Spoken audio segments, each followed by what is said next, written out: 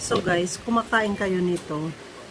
Bilanghoy ang tawag nito sa amin. Yung iba, balanghoy. May nabasa ako, ang tawag sa kanila nito ay balanghoy. Kamuting kahoy, bilanghoy, balanghoy.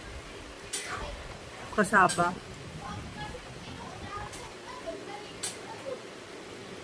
Masarap.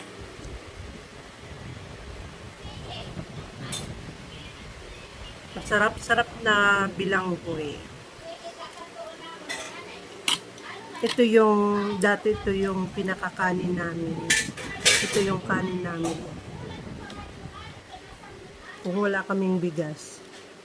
Ito ang nagpatibay sa aming mga buto. Mga buto-buto.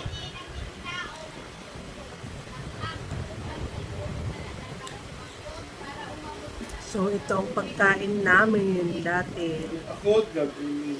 Pwede itong lutuin sa iba't ibang paraan. Pwedeng lutuin na ganito. Pwedeng lagyan ng gata. Hinatukang bilanghoy. Pwedeng gawing suman. Pwedeng gawing rice. So, marami siyang mga pwedeng pagkakaluto. Pwedeng gawing mga delicacies.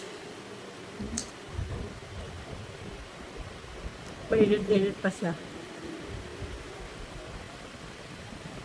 Masarap din itong kainin na may kasamang lubi. Kinabod na lubi.